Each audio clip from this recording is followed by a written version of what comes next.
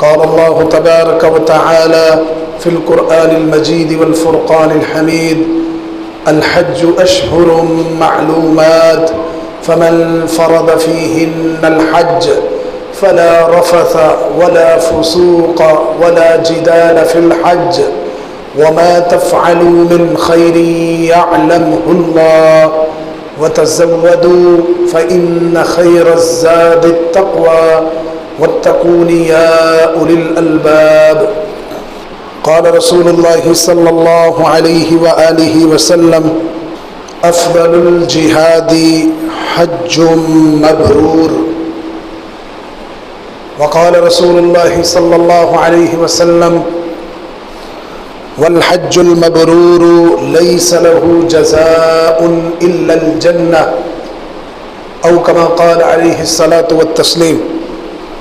हर किस्म की हम्द व सना अल्लाह रब्बुल आलमीन अहकमुल हाकिमीन की ज़ात के लिए, जो अल्लाह सारी कायनात को पैदा करने वाला है, सारी कायनात के निज़ाम को चलाने वाला, कायनात के अंदर हर एक को रिज़्क़ देने वाला वो अल्लाह अकेला है।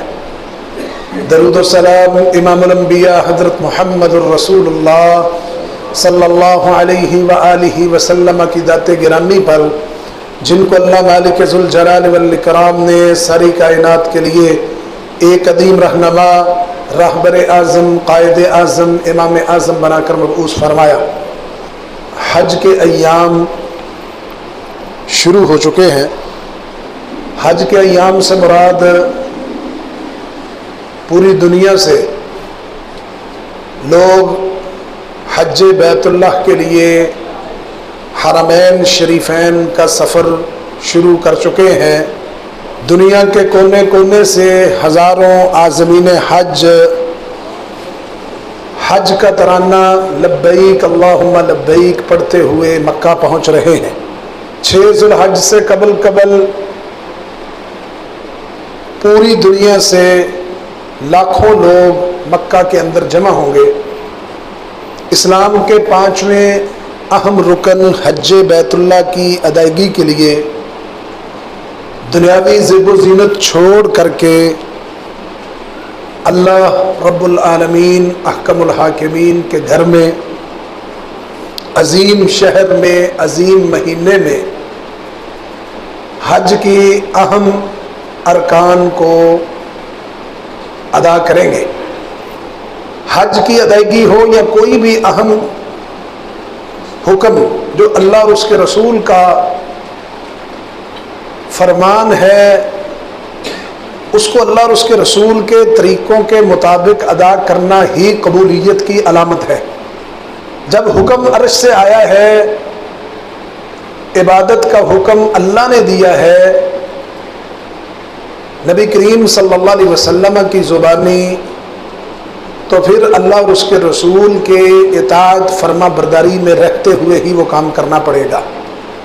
ख़ुद रसूलुल्लाह सल्लल्लाहु अलैहि वसल्लम ने अपने आखिरी खुतबा हज्जतुल विदा में, सहाबाए किराम का जम्मे गफ़ीर मौजूद है, बिलखुसूस हज के हवाले से ये बात इरशाद फरमाई, खुदू अन्नी मनासिककुम, मेरे सहाबा मुझसे हज के तरीके सीख लो। बैतुल्लाह पहुँचने का नाम हज नहीं है, मिना मुज़दलिफ़ा अरफात के क़याम का नाम हज नहीं है, बल्कि बैतुल्लाह से लेकर जितने भी मशाअर मुक़द्दसा हैं वहाँ पे अल्लाह रसूल की इताअत में इबादत करने का नाम हज बैतुल्लाह है।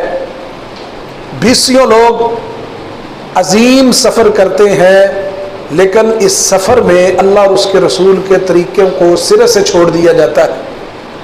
यही बड़ी अलामत है कि इतना सरमाया लगा करके, इतना वक्त खर्च करके अगर वो इबादत क़यामत वाले दिन हमारे मुंह पे मार दी गई तो सवाए खसारे के हमारे पल्ले में कुछ बाकी नहीं रहेगा। हज़रात, हज की फजीलत पे रसूलुल्लाह सल्लल्लाहु अलैहि वसल्लम के कई फरामीन हैं। मैं सिर्फ 2 से 3 अहादीस यहाँ पे कोट करना चाहता हूँ कि हज इस्लाम का 5वां अहम रुकन है।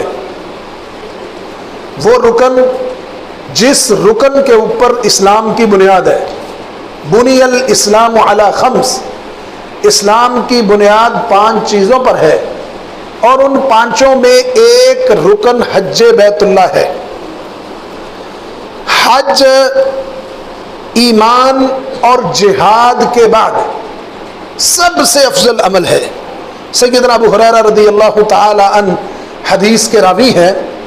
आपसे पूछा गया अल्लाह के रसूल अय्युल अमली अफदलु, अफजल अमल कौन सा है? रसूलुल्लाह सल्लल्लाहु अलैहि वसल्लम ने फरमाया ईमानुम बिल्लाहि व रसूलिही, अल्लाह और उसके रसूल पर ईमान लाना। सुम्मा मादा, अल्लाह के नबी इसके बाद फरमाया काला जिहादुन फी सबीलिल्लाह, अल्लाह के रास्ते में जिहाद करना है। सुम्मा माजा, अल्लाह के रसूल तीसरे मरहले में कौन सा अमल है? फरमाया हज्जुम मबरूर, नेकी पे किया हुआ हज। और ये हज मबरूर, वल हज्जुल मबरूर लैसा लहू जज़ाउन इल्लल जन्नह, इसकी जजा, इसका बदला, इसका सवाब अल्लाह ने जन्नत के अलावा कुछ रखा ही नहीं है। इतना अजीम अमल है हज। सैयदा आयशा सिद्दीक़ा रज़ियल्लाहु ताला अन्हा उम्मुल मोमिनीन कहती हैं अल्लाह के रसूल, हम ये समझती हैं कि जिहाद करना सबसे अफजल अमल है, तो हम ख़वातीन को जिहाद में नहीं शामिल होना चाहिए? हम जिहाद में शामिल होकर के अपना हिस्सा डाल के अफजल अमल को हासिल कर लें। रसूलुल्लाह सल्लल्लाहु अलैहि वसल्लम ने फरमाया आयशा ला नहीं, लाकिन अफजलुल जिहाद, ख़वातीन का अफजल जिहाद क्या है? हज्जुम मबरूर, हज मबरूर, नेकी पे किया हुआ हज जो है, जिसकी जजा अल्लाह ने जन्नत के अलावा कुछ नहीं रखी। आयशा तुम वो हज करो, ये हज तुम्हारे लिए अफजल तरीन अमल है। हजरात, हुज्जाज दुनिया के अंदर एक आदमी मेहमान का स्टेटस लेके किसी के पास जाता है, एक उसका मेजबान है। अगर मेहमान अच्छा है तो मेजबान भी फख्र करता है, अगर मेजबान अच्छा है, उसके सामने आने वाला मेहमान उसके लेवल का नहीं है लेकिन वो मेजबानी का हक अदा करता है, तो ये मेहमान और मेजबान दोनों आला भी हैं, अच्छे भी हैं और अच्छी शोहरत है और दोनों मिलके प्यार मोहब्बत का इजहार भी करते हैं। दुनिया के अंदर हुज्जाज बैतुल्लाह वो अजीम लोग हैं जो यहाँ से सफ़र करके बैतुल्लाह पहुँचते हैं और वो मेहमान हैं कायनात के रब के, कि उसके घर में पहुँच चुके हैं। उनको ज़ियूफ़ुर रहमान कहा जाता है कि ये रहमान के मेहमान हैं। हजरत, इतना बड़ा एजाज़ हज करने वालों को मैं आपके सामने इंतहाई इख्तिसार के साथ आज के खुतबा में हज के हवाले से 3 बुनियादी बातें करना चाहता हूँ। सबसे पहली बात, हज की शुरूत क्या है, और उसके बाद आज़मीन ने हज के लिए कुछ करने वाले काम, और तीसरा हज के असबाक हैं। इंतहाई इख्तिसार के साथ ये 3 अहम पॉइंट, इनको थोड़ा थोड़ा आपके सामने खोलना चाहता हूँ ताकि जो हज पे जा रहे उनको भी फायदा हो और जो नहीं जा रहे वो भी हज जैसी अदीम इबादत का स्टेटस समझ लें कि आज हम हज बैतुल्लाह की अदायगी में किस कदर सुस्त और पीछे हैं। सिर्फ 3 बातें आज के खुतबे में आपके सामने रखना चाहता हूँ। हजरत, हज की फर्जियत की जो शराइत है उनमें सबसे बड़ी और पहली शर्त इस्लाम है। इस्लाम, हज सिर्फ मुसलमान के ऊपर फर्ज है। अगर एक आदमी हालत कुफर में हज करता है उसकी कोई हैसियत नहीं है। आपको पता है रसूलुल्लाह सल्लल्लाहु अलैहि वसल्लम की बेसत से पहले आप अलैहिस्सलातु वस्सलाम देखते हैं अल्लाह के रसूल सल्लल्लाहु अलैहि वसल्लम के पास मक्का के अंदर मुशरिकीन बैतुल्लाह का तवाफ कर रहे हैं, लिबास बरहना है, उतारा हुआ है, नंगे बैतुल्लाह का तवाफ हो रहा है। और दुनिया के अंदर अपनी जाहो जलाल के चर्चे रखने वाले लोग जो इस्लाम की दावत को कबूल नहीं कर सके, वो भी इस बात पे फख्र करते थे कि हम क्या हैं, हम हाजियों को सत्तू पिलाते हैं, हम हुज्जाज को, हुज्जाज की खिदमत करते हैं, खिदमतुल हुज्जाज फख्रुल लना, हाजियों की खिदमत हमारे लिए फख्र है। लेकिन इस्लाम उनके पास नहीं था, उनकी कोई हैसियत नहीं हुई। अल्लाह ने कुरान में कहा ला यस्तमूना इंदल्लाह, ये अल्लाह के यहाँ कभी बराबर नहीं हो सकते। एक आदमी इस्लाम की नेमत अपने पास नहीं रखता, उसकी दुनिया के अंदर बड़ी से बड़ी इबादत भी अल्लाह की बारगाह में नहीं पहुंचती, वो रायगाह है, फजूल है। सबसे पहली शर्त हज की इस्लाम है कि अल्लाह ने इस्लाम की नेमत से, इस्लाम की दौलत से बंदे को माला माल किया हो, वो अपना पैसा खर्च करके उसकी रजा के लिए जाता है, हज करता है, तो वो हज की पहली शर्त को पहुंच रहा है। दूसरी बड़ी शर्त हज के फर्ज होने की ये है कि इंसान साहिब अकल हो, अकल हो, साहिब अकल, आकिल हो, बाशऊर हो, उस पर यह हज फर्ज है। मजनू आदमी, पागल, दीवाना, अकल का अंधा, बेअकली पे पहुंचा हुआ है, उसको शऊर, अकल और गैर माकूल चीजें जो है अकल में नहीं है, उनका फर्क नहीं आता, नीम पागल है, मजनू दीवाना है, अल्लाह ने उस पर यह हज की इबादत फर्ज नहीं की, क्योंकि रसूलुल्लाह सल्लल्लाहु अलैहि वसल्लम ने फरमाया रुफ़िअल कलम अन सलास, 3 तरह के बंदों से कलम को उठा लिया गया है। उनमें अनिल मजनून हत्ता याकिला, मजनून पागल आदमी हत्ता कि अक्लमंद हो जाए। तो आकिल होना शर्त है हज के लिए, आकिल होना। अगर एक आदमी आकिल नहीं है, अकल की नेमत नहीं है, उस पर हज फर्ज नहीं है। हजरत तीसरी शर्त हज की बुलूगत है कि आदमी बालिग हो, क्योंकि नाबालिग बच्चा तो मुकल्लफ ही नहीं है, नाबालिग बच्चा तो इस्लाम के अहकामात का मुकल्लफ ही नहीं है। नाबालिग बच्चा हज कर सकता है। हज करने पे सैयदना अब्दुल्लाह इब्न अब्बास रज़ी अल्लाह ताला अन्हुमा की एक हदीस है कि एक औरत ने एक बच्चा अपना लिया और कहा अल्लाह के रसूल ये मेरा बच्चा है, उसको बुलंद किया रसूलुल्लाह पर। अल्लाह के रसूल मैं इसके साथ हज करना चाहता। अब्दुल्लाह इब्न अब्बास कहते हैं औरत कह रही है अल्लाह के नबी मैं इस बच्चे के साथ हज करना चाहती हूँ। आपने फरमाया नाम वल्लाह के अजर, तू इसको लेके जा रही, इसका अजर तुझे मिलेगा। जो तू करवा रही है, इसका हाथ पकड़ के इसको लेके जा रही है, तुझे उसका अजर मिलेगा। एक नाबालिग बच्चा हज करता है या उम्रा करता है, उसको सवाब मिलेगा, लेकिन उसकी जिंदगी के अंदर बालिग होने के बाद फरीजा साक़ित नहीं होगा। उसने अपनी जिंदगी के अंदर कम अज कम एक दफा फर्जी हज अदा करना है। यह शर्त है कि हज बालिग आदमी पर फर्ज है। हज की फर्जियत की तीसरी बड़ी शर्त कि आदमी बालिग हो। हजरात चौथी, इसी तरह चौथी शर्त यह है कि वो हज का फरीदा अदा करने वाला आदमी हज की इस्तात रखे, उसके पास जाने आने और वहां पे रह करके सारे खर्च वो उठा सकता हो, तो अल्लाह ने उस पर हज फर्ज किया है। ये कुरान कह रहा है वलिल्लाहि अलन्नासी हिज्जुल बैति मन इस्तताअ इलैहि सबीला, जो उसकी तरफ इस्तिताअत रखता है। ये इस्तिताअत क्या है, इस हवाले से रसूलुल्लाह सल्लल्लाहु अलैहि वसल्लम से पूछा गया तो आपने फरमाया अज़्ज़ादु वर्राहिला, ज़ादेरा और सवारी का इंतजाम, वहां पे खर्चा के जो करना है, जाने आने का खर्च जिस बंदे के पास है वो इस्तिताअत रखता है हज की। ये शर्त है, एक आदमी उसके पास इतना माल मौजूद है कि वो जाके वहां पे रह करके खर्च करके वापस आसानी आता है।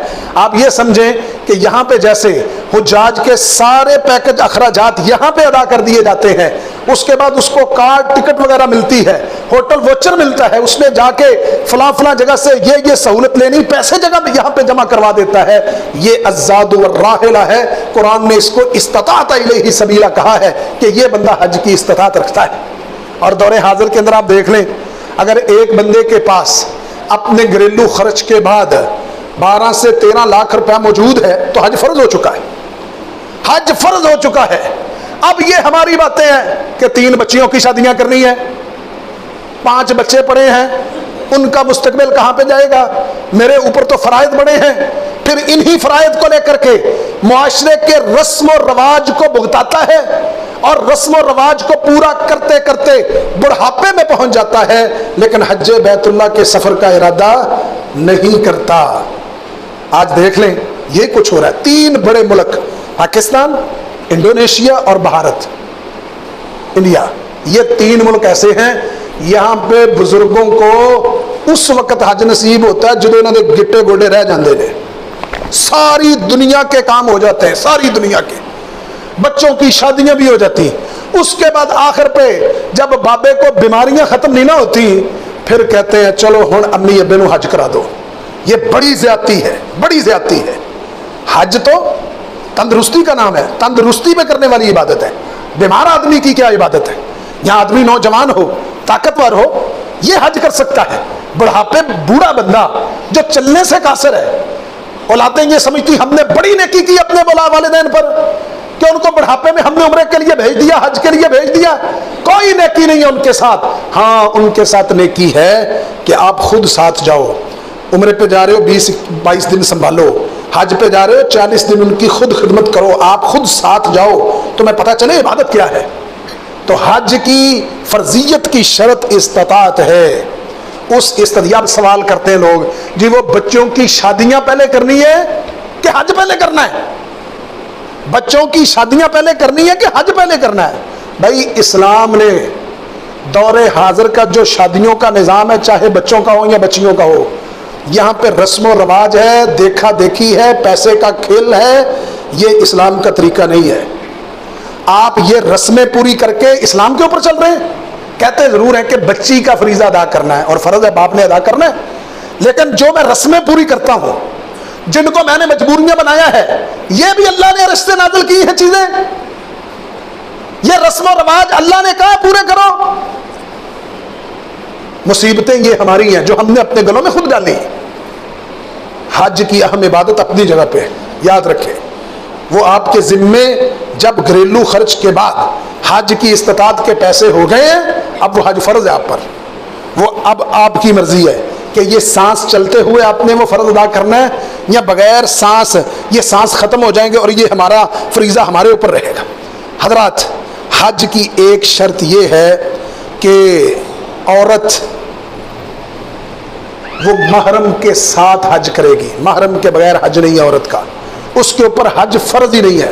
एक औरत करोड़पति है, करोड़पति है, महरम नहीं है उसके साथ, जिसको वो साथ लेके हज कर ले, अल्लाह ने उस पर हज फर्ज ही नहीं किया। क्यों? उसका महरम है ही नहीं, हज फर्ज नहीं, महरम शर्त है। महरम के बगैर औरत का हज नहीं है। अल्लाह के नबी सल्लल्लाहु अलैहि वसल्लम ने साफ ये बात इरशाद फरमाई, ला तुसाफिरुल मरअतु इल्ला व मअहा दू महरम। महरम के बगैर सफर नहीं है और सफर हज अजीब सूरत हाल है। अब तो चलो कानूनी तौर पे भी हुकूमत पाकिस्तान ने औरत के महरम की शर्त लगा दी है, लेकिन उम्रे के अंदर तो खुला ही खाता है, आज भी खुला ही खाता है उम्रे में। एक एक एजेंट सारे महल्ले शहर की माइयों को, वडेरी उम्र की औरतों को इकट्ठा करके ले जाए। कोई नहीं मम्मी तोड़ा पुत्र नहीं है, उतने बड़े तोड़े पुत्र ने आ जाओ। कोई उम्रा नहीं है, महरम के बगैर कोई उम्रा नहीं, चाहे औरत किसी उम्र में भी हो। ये पैसे जाया करने वाली बात है, ये पैसे और वक्त जाया करने के मुतरादिफ है कि औरत के लिए महरम शर्त है और वो पूरा शर्त पूरी ना हो। हजरात, इसी तरह अगर एक शख्स पैसे इस्तिताअत रखता है, हज की एक शर्त यह है कि इंसान के पास जानी तौर पे ताकत हो।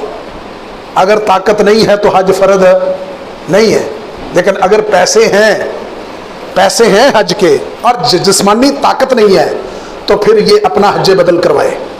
उस बंदे के हज के पैसे जमा करवाओ जिसने पहले हज किया है, और उसको कहो कि तुमने हज बदल करना है, मेरी तरफ से हज करना है, फिर इसका फरीजा पूरा होना है। अगर जानी इस्तिताअत नहीं है, इसके बगैर फरीजा पूरा नहीं होना। एक आदमी अपनी सारी जिंदगी में हज नहीं कर सका, दुनिया से चला गया है, उसके पाल औलाद जमा है उसके गिर्द के, इसको तदफीन करके बाबे के माल को तकसीम करना है हमने, तो वरासत तकसीम होने से पहले हज के फरीजे के जो वो बाबा जी नहीं करके गए, उनकी वरासत से वो पैसे अलग किए जाएंगे, उसके बाद वरासत तकसीम होगी। आप कहेंगे ये कैसे? माल तो जो है बच्चों का है, वारिस तो जिंदा है, हज के पैसे कैसे अलग होंगे? हाँ, तो तकसीम में वरासत से पहले वसीयत और कर्ज अदा करना इस्लाम का हुक्म है। और भाई कर्ज दुनिया वालों का हो तो वो तो अदा करते हो, अगर अल्लाह का कर्ज अदा करना है, हज अल्लाह का कर्ज है जो उसने फर्ज किया था इस पर, और इसने फरीजे को हैसियत नहीं दी, आज दुनिया से चला गया है, उसकी आल औलाद को समझना चाहिए कि जो हमारे बाप वरासत छोड़ के गए हैं, हमारे बाप ने हज नहीं किया, उसकी वरासत तकसीम होने से पहले जहां पे लोगों का कर्ज अदा करना है, वहां पे फरीजा हज के पैसे भी अलग करने हैं, जो हज्जे बदल करवा के बाबा जी का फरीजा अदा करवाना है मरने के बाद। इतना अहम फरीजा है हज, आज हम पता नहीं कहां पे खड़े। हजरात, ये अहम, ये हज की शराइत। अब आइए ज़रा, हज के दिन चूँकि आ चुके हैं, सफ़र हज का शुरू हो चुका है। जो हज के अज़म करने का इरादा करते हैं या उम्रे का इरादा करते हैं, उनके लिए पहली गुजारिश ये है कि हज उम्रे के सफ़र को खालिसतन अल्लाह की रज़ा और तक़र्रुब हासिल करने की नीयत से सफ़र का आगाज़ करें। मादरत के साथ हज की मैं नहीं बात करता, बाज़ औक़ात हज में भी ऐसी चीज़ें देखने आई हैं, लेकिन उम्रा तो आज दौरे हादर में पिकनिक मनाने का एक सफ़र बन चुका है। सबसे ज़्यादा लोग यहाँ पे मदीना मदीना की बातें करते हैं, मदीने से मोहब्बत, मदीने से प्यार। कुछ इतने जाहिल हैं कि वो अपने हज और उम्रे को मदीने से खास करते हैं, हालांकि हज उम्रे की कोई इबादत का मदीने से कोई ताल्लुक नहीं है। इतनी जहालत है।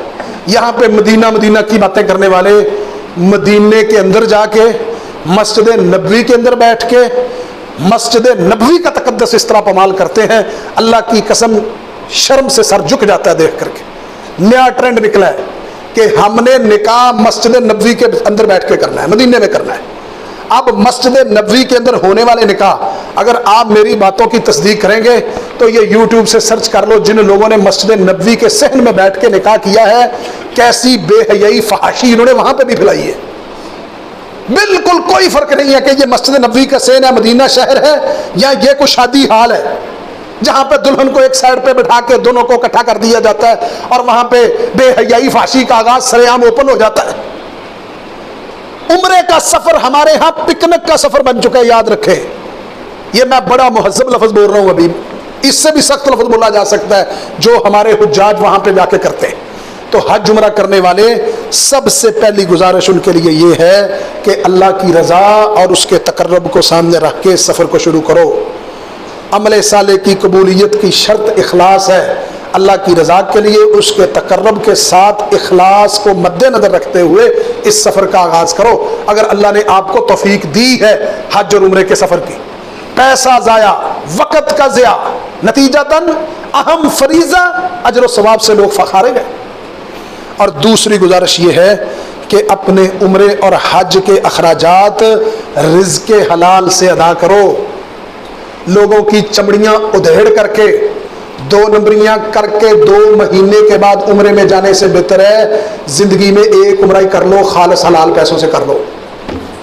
ट्रेंड बन चुका है। ट्रेंड क्या ट्रेंड है कि जो जितना मुनाफा हो रहा है 2 नंबरी करने वाला है, हर चीज की 2 नंबरी की उसके पास पूरा स्टॉक पड़ा है, वो जनाब माशाल्लाह 2 महीने के बाद उम्रे पे जा रहे हैं।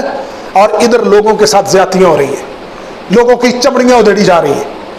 हज उम्रे के ऊपर जाने से पहले सोच लो कि जो तुमने ये पेमेंट जमा करवाई है ये हलाल की भी है कि नहीं है।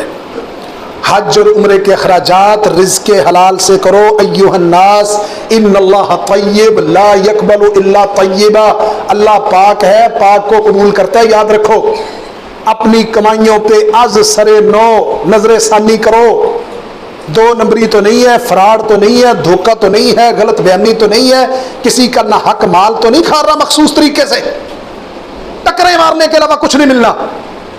मैं लोगों के हक मारूं, जायदादों के ऊपर कब्जे करूं, मैं लोगों को जुबान से तकलीफें दूं, लोगों को हाथ से तकलीफें दूं, लोगों के माल नाजायज तरीके से हड़प करके मैं हज उम्रे के ऊपर भाग जाऊं। अल्लाह की कसम, एक लम्हे के लिए मुझे रुकना होगा कि मेरी कमाई जिससे मैं बैतुल्लाह के सफर का इरादा कर रहा हूं वो कमाई पाक है या नापाक है। तीसरी गुजारिश, हज उम्रे के सफर से पहले सच्ची तौबा कर लो। सच्ची तौबा। आप पर लोगों का कोई हक है, कर्ज वगैरह, तो उसको अदा करके जाओ। जिनके पैसे देने हैं ना, जिनको चक्कर दे रहे हो कल परसों, हैं इधर ही है, मर तो नहीं जाना, हाथ जोड़ के देंगे। ये चक्करबाजियों से निकल करके बैतुल्लाह के गिर्द चक्कर लगाने से पहले ये चक्करों से निकलो, इधर के चक्करों से कर्ज अदा करो, जिनके हक देने उनके वापस करो, फिर ये सफर करना। यहां पे दुनिया तुम्हारे दरवाजे खटखटाए, तुम किसी का फोन तक ना सुनो, पैसे लेने वाले तुम्हारे पीछे जलील हो और तुम हज उम्रे के सफर पर निकल जाओ। मखलूक का फर्ज बसूरत कर्ज वो आपने अदा करना है। बैतुल्लाह की हज उम्रे की बड़ी इबादत से भी वो फर्ज आपका अदा नहीं होना जिसका जो आपने खुद अदा करना है, उससे होना। लोगों के कर्जे दो, लोगों के हक वापस करो, लुटाओ लोगों के हक।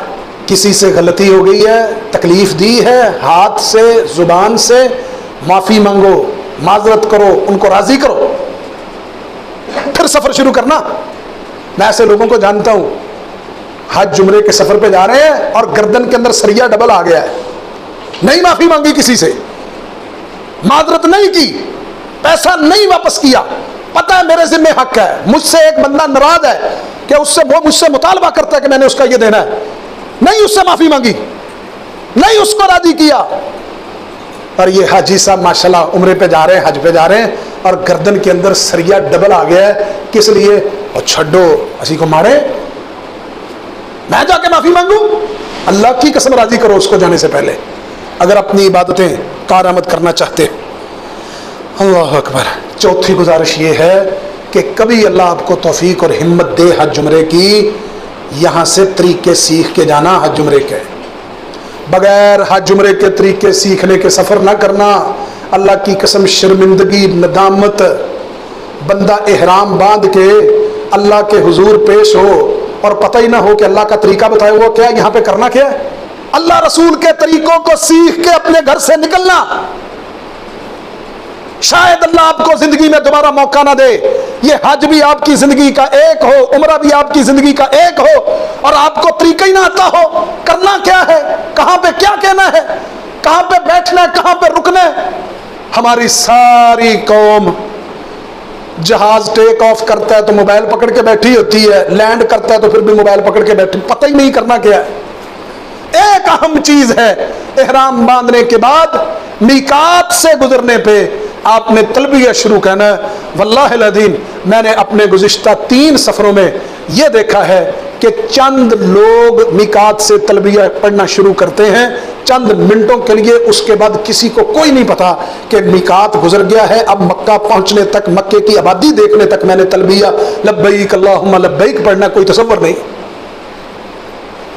एक अहम चीज है कि आप इहराम बांध के आप पर पाबंदियां शुरू हो रही हैं मीकात से, और आप अपनी जुबान से कलमा तौहीद नहीं पढ़ सकते, लब्बैक अल्लाहुम्मा लब्बैक लब्बैक ला शरीक लक लब्बैक इन्नल हम्दा वन निअमत लक वल मुल्क ला शरीक लक।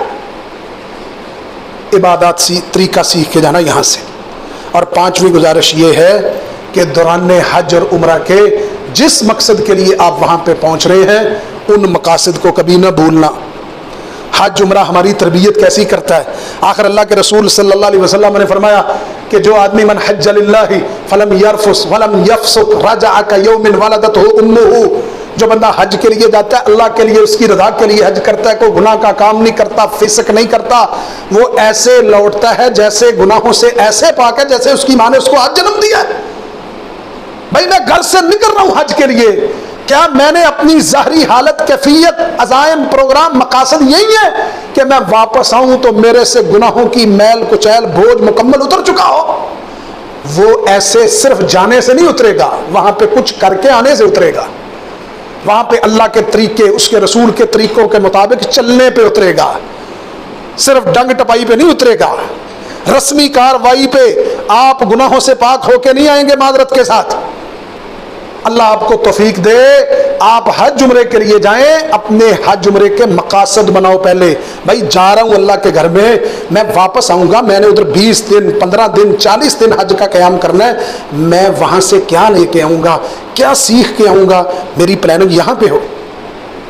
फिर वो कैफियत हमारे ऊपर आएगी। अल उम्रतु इलल उम्रति कफ़ारतुन लिमा बैनहुन, एक उम्रा दूसरे उम्रे तक के गुनाहों का कफ़ारा बनता है। वल हज्जुल मबरूर लैसा लहू जज़ाउन इल्लल जन्नह, और हज मबरूर की जज़ा बदला जन्नत के अलावा कुछ नहीं है। ये सारी चीज़ें उस वक्त बनेगी जब मैं हज के मकासद को यहाँ से लेके जाऊँ कि हज किस मकसद के लिए जा रहा हूँ। आइए सिर्फ 2-4 हज हमें सिखाता क्या है। हज सबसे पहले हमें तौहीद इलाही की दावत देता है। हज तौहीद की अलामत है, तौहीद का शिआर है। क्यों? हज आगाज कहां से करता है? लब्बैक अल्लाहुम्मा लब्बैक लब्बैक ला शरीक लक लब्बैक इन्नल हम्दा वन निअमत लक वल मुल्क ला शरीक लक। ये कलमा तौहीद है। और दुनिया के लोगों, अल्लाह आपको हज उम्रे के लिए ले जाए, शिरक की गलाजतें, शिरक की नहूसतें यहाँ पे छोड़ के जाना। अगर अल्लाह के घर में जाके उसके नबी की मस्जिद से होके आके हमारे अंदर से शिरक खत्म ना हुआ, मैंने और आपने हज से कुछ नहीं सीखा। अगर हमारे अकीदे कमजोर बैतुल्लाह में बैठ के हुए, अगर हमारे अकीदे कमजोर मस्जिद नबवी के अंदर बैठ के हुए, तो समझ लो हमने हज उम्रे को पिकनिक समझा, वहां से कख नहीं सीखा। क्यों? हज उम्रे का सफर ये तौहीद की अलामत है, ये तौहीद का शिआर है। अगर हमारे अंदर तौहीद ना हुई, हम कैसे मुवाहिद बन सकते हैं? हमारी जुबान लब्बैक ला शरीक लक लब्बैक कह रही है, हमारे जिस्म के दीगर अज़ा भी इस तलबिये की मुआफ़क़त करें, इस तलबिये की मुआफ़क़त, इसके मुताबिक हमारे अज़ा अमल करें। हज का बड़ा सबक है लोगों, मुवहिद बन के जाना, तौहीद परस्त हो के ये अमल करना। मुशरिक आदमी बैतुल्लाह के गिर्द चक्कर लगाता रहे, उसके चक्करों का कोई फायदा नहीं।